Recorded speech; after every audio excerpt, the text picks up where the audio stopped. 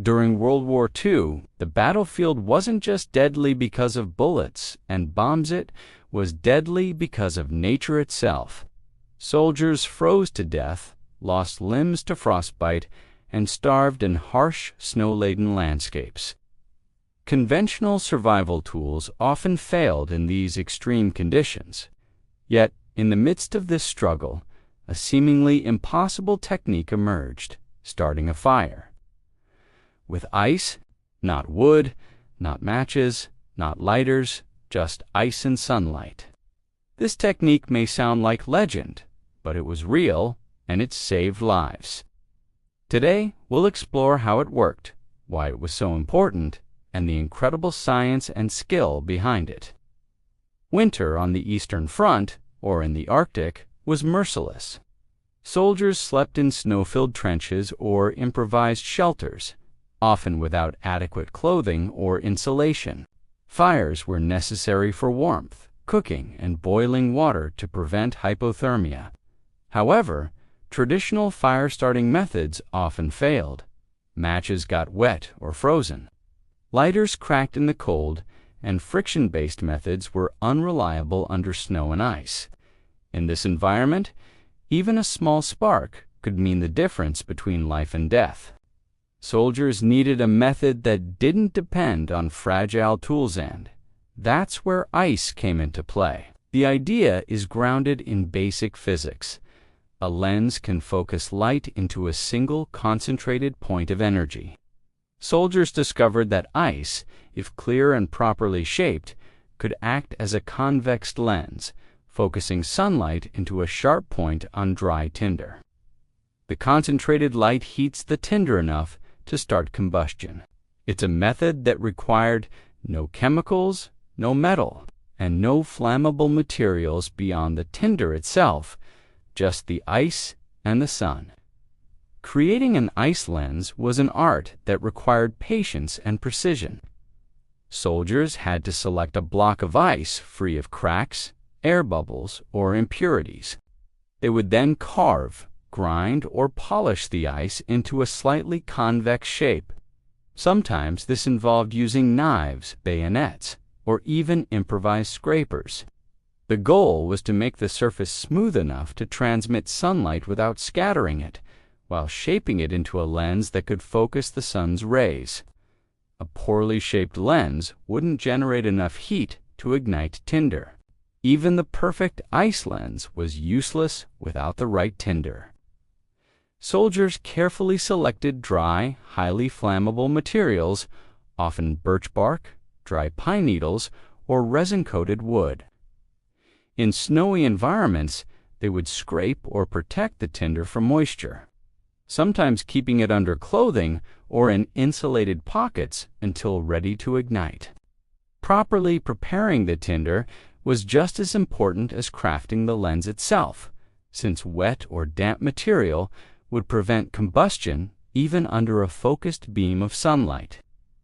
In practice, soldiers had to hold the ice lens at the correct angle toward the sun, adjusting its distance and tilt to focus a bright point of light onto the tinder. This process could take several minutes, requiring steady hands despite freezing temperatures and wind.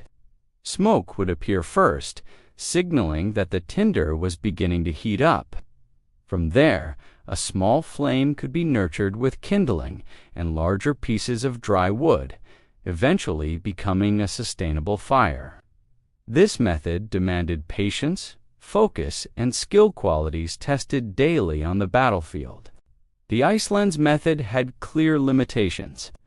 Cloudy weather or low sunlight made it nearly impossible. Ice could melt during shaping or crack under pressure, ruining the lens. And the cold itself made handling the lens difficult, as fingers could freeze within minutes. Even when successful, it required optimal conditions: direct sunlight, dry tinder, and calm wind. Yet, in the right hands, it was reliable enough to be included in specialized survival manuals for soldiers operating in extreme environments. Although rare, Historical records describe soldiers using this method in Arctic and Eastern Front campaigns. Special units and scouts were sometimes trained to shape ice lenses as a backup survival technique, particularly when operating behind enemy lines or in snow-covered forests. Diaries mention men practicing the skill in training, honing their patience and precision. It was a delicate technique, but knowing it could save lives in desperate situations gave soldiers a psychological advantage hope in a frozen, hostile world. The underlying science is simple but fascinating. When sunlight passes through a convex lens, the rays bend and converge at a focal point. The smaller and clearer the lens, the more concentrated the energy. Ice, when polished and shaped correctly, could focus sunlight intensely enough to generate heat above 200 degrees Celsius, 392 degrees Fahrenheit, at the focal point hot enough to ignite dry organic material. It's essentially turning a block of frozen water into a tiny solar magnifier, harnessing the sun's energy without any modern tools. Beyond the technical aspect, the ice fire technique had a profound psychological effect. Soldiers facing freezing nights knew that even if their matches or lighters failed, there was a backup method. That knowledge boosted morale and reduced panic in life-threatening situations. Strategically, it meant that troops could survive longer in isolated areas, stay warm, cook food, and signal alizol without relying on conventional tools that might be lost or damaged. Today, survival experts and bushcraft enthusiasts still demonstrate the ice lens technique, often as an educational experiment. Modern equipment has largely replaced it, but the principle remains a remarkable example of creative problem-solving. It teaches that even the most ordinary materials like E-scan become essential tools when combined with knowledge, skill, and observation of natural laws. For history and survival enthusiasts alike, it's a striking example of human ingenuity under pressure. The story of the iced lens fire is more than a historical curiosity. It's a testament to human creativity, perseverance, and resilience. A fragile block of ice, when shaped and applied correctly, could save a soldier's life in one of the harshest environments on Earth. It reminds us that survival isn't always about having the best tools. It's about understanding the environment, thinking creatively, and using every resource at your disposal. In the frozen battlefields of World War II, ice wasn't just water, it was life.